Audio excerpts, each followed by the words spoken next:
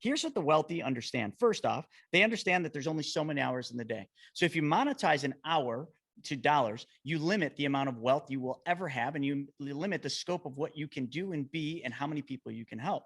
So what they decided and what they figured out is, yes, we have to work for money, but once they work for money, they applied law number one of wealth, and that is they kept 1/10 or more of their gross earnings. It is a law. Listen, like there's 6 laws of wealth. I'm writing a book about it, and it's all the way back to Babylon times, the richest man in Babylon, if you haven't read that. But I kept 1/10, and then what they said is, once I have the money that I keep, the rest I can spend and give away and blow.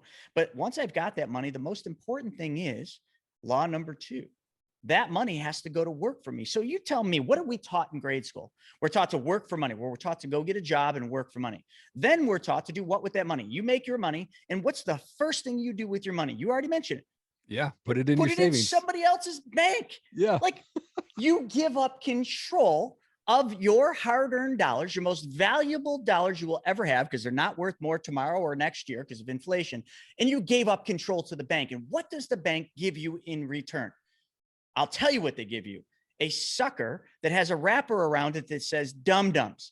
So who's the smart one here, you or them? Hey guys, this episode is sponsored by Tranquil Turtle Massage. Tracy over there, the founder, she's a small town girl from Montana, loves God, loves her family, loves her friends, loves working out, fishing, and camping. She has a passion for helping those in need and enjoys being creative with woodworking, crocheting, healthy baking, pottery, and cooking. Look, she began her massage journey back in 2010, where she graduated from massage school up in Anchorage, Alaska. She specializes in her signature massages, the Hanu Infusion and the Hanu Ashiatsu, as well as the Gua Sha and manual lymphatic drainage. If you're looking for a massage specialist and someone who could get you feeling good, go see Tracy down at Tranquil Turtle Massage. And while you're there, check out CDA Microblading, offering Coeur d'Alene's best tattoo brows, plasma fibroblast, tightening, and PMU services right there in the heart of downtown Coeur d'Alene. Make sure you book your appointment at pnwmobilemassage.com.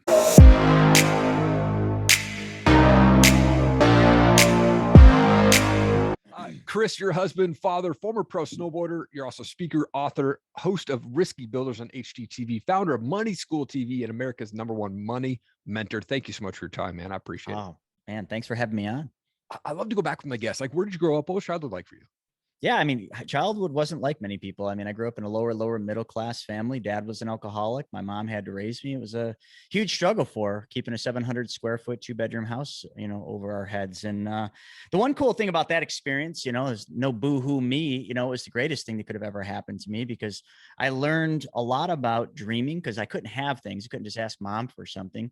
I had to work for it, and I had to dream about it. So a lot of the things I wanted, from skateboards to BMX to dirt bikes, they started with just drawing pictures on Trapper Keepers back in the day. Remember those things? Yeah, Trapper Keepers, and just getting so into like the act of dreaming about it that it actually became so real that I would physically have dreams about these things. And then those dreams eventually became reality. It took a long time, sometimes years to get a dirt bike, months and months to get a skateboard, where other kids, they just go, Mom, can I get a skateboard? Off to the skate shop. I remember, on a rare occasion, Mom would take me to the skateboard shop, and I'd just look, I couldn't buy anything, but I got ideas. Oh, slime ball wheels. Oh, look at the Powell deck. It was the act of just seeing it and then visualizing myself doing it.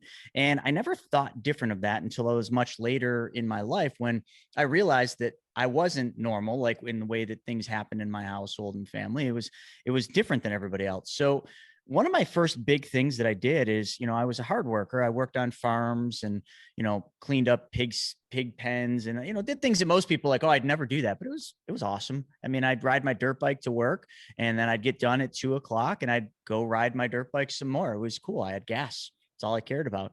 And when I was 16, I ended up kind of thinking a little differently, and I got a real job at a restaurant. But the restaurant owner treated me like such garbage.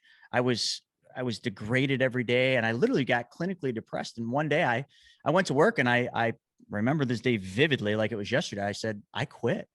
I didn't know it at that point, but that was the day that I quit trading hours for dollars, because I came home and I said, Mom, I quit my job, thinking she was going to be mad. She wasn't. She was happy I stood up for myself. And I said, can I start a clothing line in the basement? And that was my first business. 16 years old, 1992, I started Fat Clothing Company, PHAT. And I became an entrepreneur, but it wasn't about an entrepreneur for me back then. It was about being creative and being able to visualize and put, just graphics that I would draw on t-shirts. And I got some friends at school to help me sell them out of the backpacks. And we grew that company over the next year, had our clothing in a whole bunch of skate and snowboard shops across the Eastern Seaboard. And that's where my next dream started. I was on the verge of becoming a pro snowboarder at that time. That was my sole goal. And all I needed was money to get to the resorts and, do the things that snowboarders need to do. And I saw shop owners living what I envisioned back then is, what I call today the perfect day. They would, go snowboarding in the morning. They were having fun. They came back, they worked their shop at night. Life was good. And I saw this, and all of a sudden I said, I got to have that. So I started on this mission of starting my own shop, Fat Man Board Shops. I had Fat Clothing Company, so it was fat, and then I was the man, so I just put the two together. That's a joke if you forgot that. But at 17 years old, I didn't realize that it was that hard to raise $70,000, and it was. And I got told no by everybody. My dad told me to come get a job, stop with these foolish ideas, get a job at the factory. I conveniently mailed my dad Cats in the Cradle, and that was the end of that story. But Fat Man became a reality, not because of me, but because of my mom. Realizing that my dream was going to die with everybody else's failed dreams. And she saw this, and she did something really stupid, Erik. She put the only thing she had in life up on the line so her punk snowboard kid could chase his dream. And she put the house, the equity she had in the house, on the line as collateral so that I could get an SBA-backed loan. And that was November of 1994. Man, it seems like so long ago that Fat Man Board Shop became a reality in a little town called Lockport, New York. And that store, if any of you want to look it up, Fat Man Board Shops is still around today. I don't own it. I sold it in 2010 to a former snowboard athlete who was a pro as well. And they still operate it today. And it's such an awesome thing to see that idea, that dream that never should have become possible. And it did because of hard work and just the willingness to just never give up on that. And that it still lives on even without me, man. Sometimes we got to think bigger about the legacy in life. But the rest of the story just goes I'll go quick with it. I was running the stores. .com crash happened. My business dropped 30%. I had to get a job. I landed in Wall Street of all places, and I excelled because all I did is I watched these big multi-million-dollar producers sitting in these glass cubicles when I was in the bullpen in the middle dialing for dollars. And I said, these guys show up at 9:30. They go for an hour, 2-hour lunch, and they're out of here by 4:30. So if I want one of those offices, I think the only thing I need to do is do what they're unwilling to do. I'd get there at 7. I called, during lunch when they were out eating. I couldn't afford to go to lunch anyway. I would make phone calls then, and people answered their calls. After work, when all the guys left, I was the last guy in there with the janitor, and I was making calls till 7, 8 at night because people actually answered the phone. The only reason I stopped at 8 is because that was the latest we were allowed to call people. And because of that, I became one of the top financial advisors in that firm. I was crushing it, making a lot of money. Unfortunately, ego got the best of me. When you make money, and you never had money before, all of a sudden you start playing that card. You start thinking your shit doesn't stink, and you start really just becoming, hey, I'm going to get a bigger car, a fancier house, and all these things. And I got lost in that. I flipped a couple houses in the process in 06 and 07. Didn't make a lot of money, but I showed that I could do it. And then 08, I dove in and I bought a dilapidated paint store to open a skateboard shop in. My main Fat Man store was going to move there. And I borrowed 370 grand right before the Great Recession hit. I thought my life was going one direction, and all of a sudden here I am going the complete opposite. And this was a humbling experience because my ego just got shattered in a second. All the money that I had built up, which I thought at that time was a decent amount for my age in my 20s, was gone. And I was one payment away from being bankrupt. And I came home to my new token girlfriend who just moved into my house because I had the fancy car and everything else. And I had to say to her, sweetie, and her name was Larissa. She's now my wife, and we have a daughter together. But I said, sweetie, I need your help. I need your help paying the mortgage. I need your help paying the utilities. And sweetie, my friend Pete's going to move into that bedroom down the hall, and Jessica's going to move in upstairs. Any questions? This is my ego getting in the way because I thought, legitimately, I probably had about a 50-50 shot that she was going to stick around. I talked to friends after the fact, and they said, dude, you had less than a 10% chance of that chick sticking around at that point in time. But I think she kind of liked me because she stuck it out. And from that point, like, I don't know. I mean, I dove into real estate really big, still an advisor, still pro snowboarder. And I I got up to 36 units by 14, and then I lost it all. I lost it all again, man. I made some stupid decisions, didn't understand banking, didn't understand money, just kept doing what they kept telling me to do and bought into the whole system, and boom, 37th deal, didn't fit in the square box of the banks. They froze my lines. I had to sell everything, and I spiraled into one of the worst depressions and worst periods of time in my life, to the point where I had to sell the dream house that me and Larissa bought, had to sell the Audis. I literally had to sell everything, including the bedroom set. That's how bad things got. And I was making decent money, but when you bury yourself and you don't understand how money works, this is the result. My ego, and I was seeking unrealistic returns. I violated all the laws of wealth. And the cool part about, we'll call this failing, is when you're at that low point, Erik, you're actually willing to learn. You're willing to accept things, because all of a sudden your egos, you don't have one anymore, dude. You just failed. You just lost it all. Yeah. So that was the point when I learned the most. And I met some very influential people that taught me that what I thought I knew about money, which was vast, because I was at that point, a 14-year veteran in the financial advisory world at a high level. And I thought I knew everything about money and investing. And I met multimillionaires, like 100 millionaires at these events. And these guys did the complete opposite of what I was taught to do. So I had a decision, like, am I right with everything I've learned as an advisor? Or are these multimillionaires right? And who's wrong? And what I learned at this point was something that I'll never forget. I learned that everything that I thought I knew was a lie, and that everything that I needed to know was right there in front of me the entire time. But I was too ignorant to actually open my eyes and realize that the wealthy did things different than every one of us. And the wealthy were in control of their money. And man, that's, I guess, where the story begins. I sold, me and my wife flipped a lot of houses, got a show on HGTV, and you know, that was great. But then in 18, I retired from the financial advisory world. I literally got a call from my broker, and they said, "Hey, you're either going to be a TV show star or you're going to be an advisor. Make a decision." I said, "See you later." And I sold the practice. I was already checked out, and I sold the practice to a guy in my office, and I still get checks for that. But that was the day that I decided I was literally going to go out and teach people the truth about money. I was going to teach them how to take back control and how to actually mimic what the wealthy do with money. And it's been a humbling and amazing experience. Man, what a crazy journey you've been on. I love, though, that, I mean, you obviously go through ups and downs, and I'm a big fan of Ed Mylett, and he talks about, life happens for us, not to us, man. And his story is awesome too, about that Chrysler LeBaron dressed up as a Mercedes. Oh my gosh, dude. That was the funniest thing when I heard him tell that story, dude. I've spoke on stages with Ed. His story is awesome. I had the honor of having him on my show. I actually won the Ed Mylett Max Out Challenge in 2019 and got to have a phone call with him, and it changed my life forever, man. And I saw that, man. I saw those profiles. That was awesome. Sometimes it's just that one moment, that one person that changes everything for you, man. Yeah. And I have not been good with my money. Like, I was 21 years old. I had to file bankruptcy. I was $28,000 in the hole. I was in jail at 18, man. I battled those addictions, got through it. And, today sitting debt free. But a lot of people, they keep their money in their bank, including myself. I was never taught or personally learned to do otherwise. But you talk about this concept of infinite banking and the truth about money. And I think this is so huge. When I watched that video that you did, I was like, oh my gosh, mind blown. Can you explain this concept, and what is the better alternative to just keeping money in the bank? And I definitely want to talk with you more on my personal stuff outside of this. Yeah. So, it's very simple. Here's the first thing I learned. As an advisor, I knew none of this because I was taught to give up control of my money, just like I was taught to have my clients give up control of their money to me and the firms that I worked for. Yeah. But think about everything we're taught from grade school all the way up, right? We are taught to put a monetary value on our time. Call it an hour. We are taught to trade hours for dollars. And, I remember when I was young, I was like, oh my God, if I could only make $100. And for those of you listening, I'm holding $100 bill. Yeah. If I could only make $100 an hour, I'd be at the top of the world.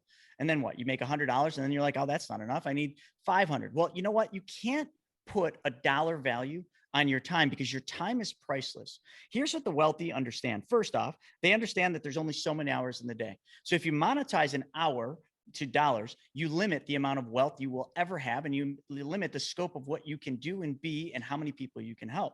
So what they decided and what they figured out is, yes, we have to work for money, but once they work for money, they applied law number one of wealth, and that is they kept 1/10 or more of their gross earnings. It is a law. Listen, like there's 6 laws of wealth. I'm writing a book about it, and it's all the way back to Babylon times, The Richest Man in Babylon, if you haven't read that. But I kept 1/10, and then what they said is, once I have the money that I keep, the rest I can spend and give away and blow. But once I've got that money, the most important thing is law number 2. That money has to go to work for me. So you tell me, what are we taught in grade school? We're taught to work for money, where we're taught to go get a job and work for money. Then we're taught to do what with that money? You make your money. And what's the first thing you do with your money? You already mentioned it. Yeah. Put it in your savings. In somebody else's bank. Yeah. Like, you give up control of your hard-earned dollars, your most valuable dollars you will ever have, because they're not worth more tomorrow or next year because of inflation. And you gave up control to the bank. And what does the bank give you in return? I'll tell you what they give you: a sucker that has a wrapper around it that says dum-dums. So who's the smart one here, you or them? Okay, right. So now they've got your money. Do they take your money and put it in a little box in the back with your name on it? Hell no, man. They take that money and they move that money. They lend it right back to you at 500% more than what they're paying you. Banks make 400 to 1,300% more than all of us make in on the money they pay us. They make 500% or more on the money we leave there. And we are okay with that? No, we've been brainwashed to think that that's the only option. The wealthy figured out that isn't what we're going to do. From the Rockefellers to the Rothschilds, to the JPs, to the Morgans, to the Walt Disneys, to the Ray Krocs, right up to whether you love them or hate them, it doesn't even matter. Joe Biden, they're all wealthy. And you know what they do with their money? They don't leave it in traditional banks. They created their own banking system, and they just changed one thing that all of you can do so easily, that I learned to do a long time ago. And that one thing changed everything. And what is that one thing? That's all you got to do. Change one thing. And that is where your hard-earned dollars go first. That's it. And everybody's like, oh, well, Chris, damn, that's easy. Like, just tell me where to put it. All right, great. You want to know where to take and put that money, where all those families that I just mentioned put their money? Here's what you do. You walk into a giant mutually owned insurance company and you tell them with your money that you've kept, okay, that 110, and you say, listen, I need this money to work for me. And some guy on some podcast said that all I need to do is change one thing, and I need to go to the insurance company and deposit the money at the insurance company, because you guys pay a guaranteed interest rate plus dividends, and the gains I earned are tax-free, and I can use the money without interrupting that interest and dividends you're paying me, right? Like, I just want to deposit my money here. The bank or the insurance company will say, you know what, sir? We're not a bank. Get out. But that's because you don't understand the rules of engagement. You can't just deposit money in an insurance company. Right. Rockefellers and Rothschilds figured this out. They were bankers, and they didn't even keep their wealth in banks. They kept them in mutually owned insurance companies through a vehicle you all know and don't understand. And here it is, dropping the bomb. Where do they keep their wealth? I'll tell you. Specially designed and engineered whole life insurance policies. Oh, but Dave Ramsey and Susie Orman said that's a terrible place. And my advisor said that whole life is a terrible place to put your money. Sure. If you go to your broke ass brother-in-law and you give your broke ass brother-in-law the money to put in a regular whole life off the shelf, yeah, that's probably pretty stupid. We are not talking about the same whole life that you have been conditioned to believe is bad. It's all propaganda. It's all marketing, because whole life is the least profitable thing for insurance companies. Term insurance is the most profitable because they only have to pay out on about a little more than 1%. So if you owned a company, Erik, and you had 2 products, one, you had to pay out on probably 70+% of the benefits that you promised to pay. And then another one that you have to pay out maybe a little more than 1%. So it's a 99% profit. Which one would you promote, advertise, tell your sales team to sell? Come on, the 99%. Yeah. You know what that is? Term insurance. So why do you think term and invested difference is the almighty? Because that's where they make the money on you. Why don't you know about this? Because the advisors don't know about it. They don't talk about it. And because if they did these specially designed and engineered whole lives, commonly called privatized banking, they would have to reduce their compensation, i.e. commission, by 60 to 90%. So now do you see why you don't know about this and the wealthy do? Because the wealthy don't use the same people to get their advice from. They pay people, retainers, to go find them the best sources. And where do they land every time? These specially designed and engineered whole life plans. So why? Erik, let me just give you a quick run through, and I'm going to do it visually. So anyone listening, just I need you to practice what I did, visualizing and dreaming. I'm holding, I don't know what I got in my hand, $300. Okay. I've got $300 that I have kept It's 1/10 of my income. Okay. So I'm going to take that $300. I'm going to change where it goes. I'm going to find someone like me who can build one of these specially designed and engineered whole life policies, because not everybody knows how they work. And I'm going to take this $300 and I'm going to put it into my new privatized bank. What is my privatized bank? It's a specially designed whole life. I already said that. And now when I put that money there, what's changed? Instead of the bank, I put my money here. What do I earn? Well, right now I get a guaranteed interest rate. And that guaranteed interest rate, depending on the company, is between 2 and 3.75%. Then I earn a dividend. So with the dividend, I will tell you my money now has the ability to earn 6% by 2021 dividends. Okay. So I'm making 6% when you and everybody else is putting their money in the bank earning what? 0.00002? For sure. Did I got that about right? Or did I need to add a couple zeros? So now I'm making 6%. You're making practically nothing. So now what's the catch? Well, the catch is, why did you put your money in your checking account? Oh, because I can go take it out. Well, so can I. So can I. I can go right to my private bank. I can click a button on the platform for the insurance company, and the insurance company will send me in 36 hours my money in the form of a loan. And as soon as I say that, people are like, oh, I knew there was a catch. A loan is bad. I don't want more loans. I'm trying to pay off my loans. But what if there were loans that you never need to pay back? See, I put the money in this whole life policy that I told you is not a normal whole life. And then I want to take that money out. I could take out in the first year up to 90, sometimes even 95% of the money I put in, not 100%. So if you can't handle putting money in, so if you're one of those people that takes $300, puts it in your checking account, and then before the end of the year, you make it a point to make sure that you take all $300 out just to say, told you I could do it, then you're not a fit for this. But if you're like everybody else, that you put money in your savings, you actually leave some of it in your savings and take some of it out, this is a good fit. So in the first year, I take that money out. Now, here's the deal. I put 300 in. Let's just pretend that I then find an opportunity. And that opportunity is my Visa has a balance of $200 that I'm paying 20% on. So I take $200 out of my whole life policy, my private bank, and I take it as a loan. But the insurance company doesn't care if I ever pay the loan back, because all that loan is in advance of a death benefit the insurance company promised to pay. So now do you see? My $300 never leaves the account. The insurance company gives me 200 of my death benefit and just uses the 300 as collateral. So now I have $300 in my account earning 6% by 2021 standards, and I'm holding $200 in my hand. Wouldn't that be pretty cool? But what if I was in year 2 and I put 300 in and I took 300 out and I still earned 6% on the 300 I put in that year? Now that would be even cooler, wouldn't it? See, this is what Albert Einstein understood. It's called compound interest. Let's just hit that. Uninterrupted compound interest, to be specific. He called it the 8th wonder of the world. He said, those that understand it, earn it. Those that don't, pay it. I will tell you, based on having thousands and thousands of clients that we help do this, most people fall on the unfortunate side that they don't understand it, so they pay interest, when so few, 5% or less, understand it and earn it. So all I just told you how to do is earn uninterrupted compound interest on your money while still having the ability to use it. So let's go to that Visa card, remember, that I owed $200 for. I just took a loan from my policy for $200, and I'm going to take that $200 and I'm going to give it to Visa and pay off my Visa. Whew, thank God that debt's gone. All right. But that's not where the equation ends. That's not what wealthy would do, because the wealthy would treat their money, that 300 or 200, whichever you're using, they would treat that money the same as that they treated Visa's money. Every month, they were making a payment to Visa at a rate of 20% interest, or whatever your rate is with your credit card. So if I pay Visa off with my bank's money, which is that specially designed whole life, I should treat my money the same as I treated Visa's. So if I paid Visa $50 every single month in interest payments on that $200 Visa balance, I'm just making numbers up, what I would then do is just change one thing. And I would change the name on the check every month. I would set up a bill pay for $50, exact same amount I paid Visa. And I would change the name. Instead of writing Visa on there, I would write Chris Naugle. And $50 a month would come back over here and be deposited back in my bank, which is my privatized banking system that I've created using a specially designed whole life. So all I want you to envision now, that was a lot of numbers. So let's simplify this. Draw a circle. Your money, your $300.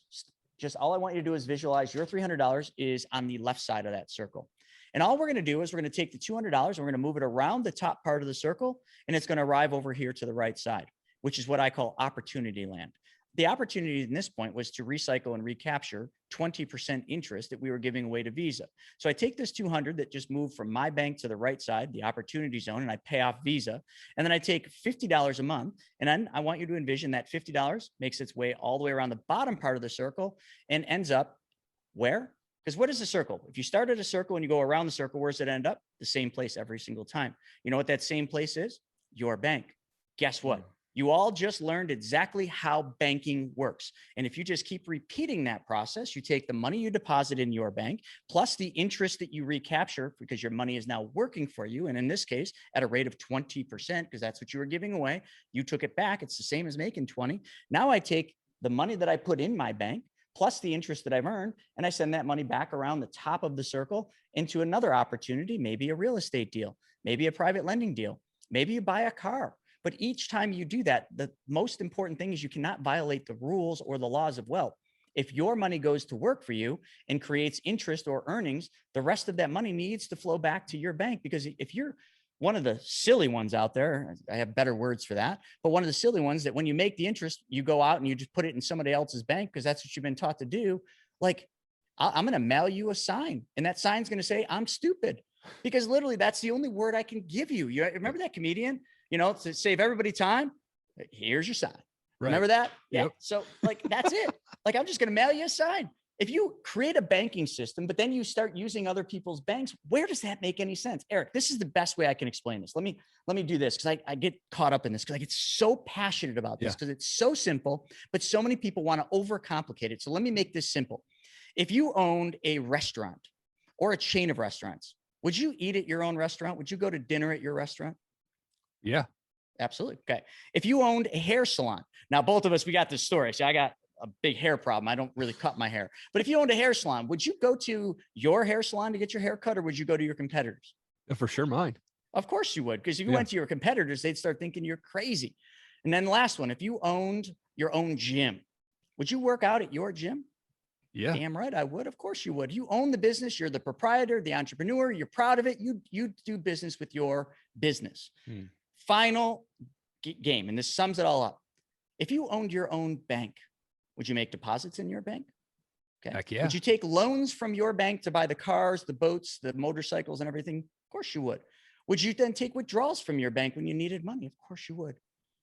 Would you go and take your money out of your bank and go deposit it in your competing neighbor bank, somebody else's bank? Oh, no, you wouldn't. You own the bank. You do all the business with your bank. So then the final thing I ask is, why don't you all create your own bank? Because it's not very hard. I just told you how to do it. You just got to find somebody that knows how to build them, which is us. And then we can basically guide you through the whole process of how to be your own bank. Now, that's a lot. It's simple for me because I've been doing it for years. But the one thing that everybody has to do to really be able to tap into this uninterrupted compound interest and all this banking concept is change your mindset about money. Stop giving up control of it. Stop thinking other people care more about your money than you do. Because you know what? I'll tell you something that I've learned as I've gotten to different levels of success and as I help thousands and thousands of people. The one thing I will tell people is I should not care more about your money than you do. And if that's the case, man, we ain't a fit. I can't help you. I don't want to help you until you care more about your money than I do. Then we got a good fit. Sorry, I went off on a tangent, but I hope that helped. Bro, that was amazing. So good, dude. So much good information right there, man. That's going to help so many people, including myself. I'm going to be reviewing this video over and over and over, man. That was good, man. I got to say, oh, dude. I'm just in one of those moods today where I'm just kind of frustrated that people they just can't take and understand the simplest things. And they just want to give up control to everybody else. And I don't just mean your money.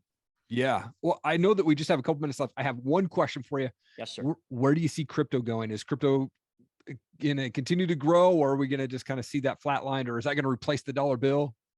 That's a great question. I get asked this a lot. So I'm not a crypto expert, first off, transparency, but I've learned a lot because I'm surrounding myself with the people that know a lot.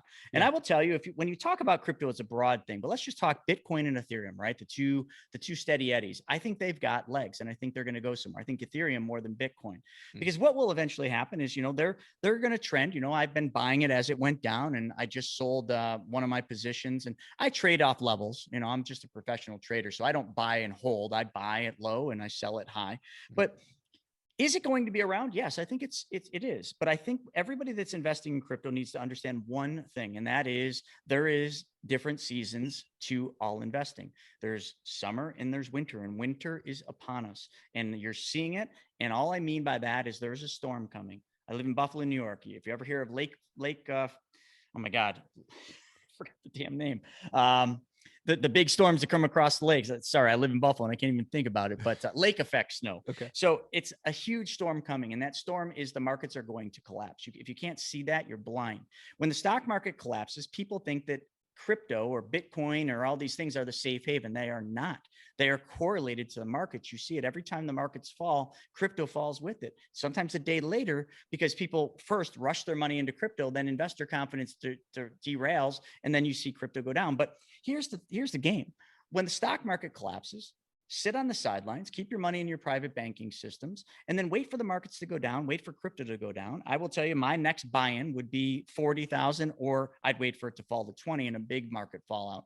And then I would just hold, and I would wait for it to ride back up. I think Bitcoin's got potential before the end of the year to hit maybe 80, okay, which would be a good day in the office. But if you ride it to 80 and you think it's going to go to the moon, you will lose all your money because you just violated law number 4 of wealth, which is you're seeking unrealistic returns. And when you do that, your money will flee you every single time. There's simple laws.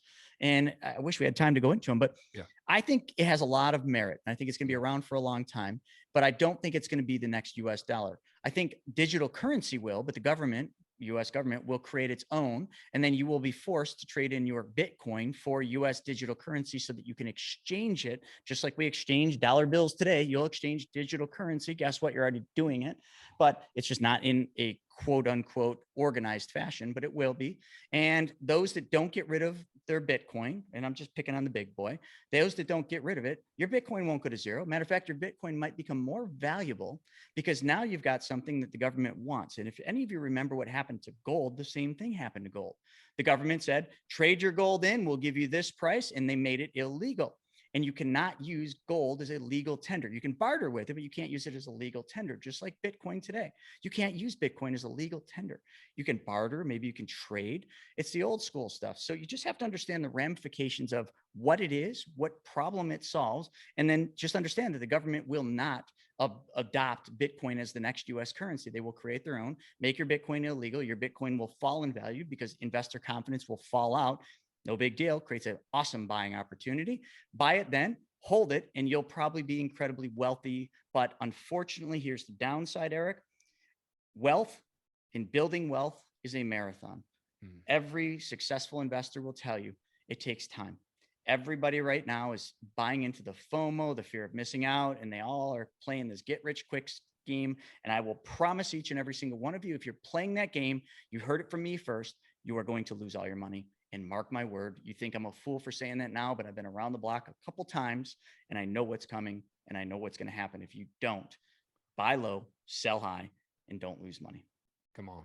Chris, such an honor to have you on my show, man. Thank you so much for dropping so many bombs on this episode, man. It's going to help so many people, including myself. Truly an honor to have you on, man. Thank you so much. My pleasure, man. Thank you. Thank you so much for checking out the show today. I wanted to just take one quick second of your time to point you to erikallenmedia.com. I have a ton of free and paid content on our resources tab. Click on that. Tons of books, tons of websites you can go check out. Some secret websites in there as well for you.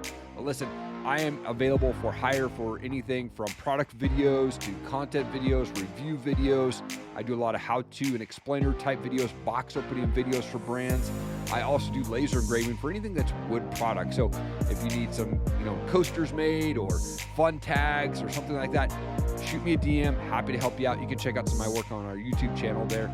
Really appreciate you checking out the show today. Thank you so much for your time. Have an amazing day.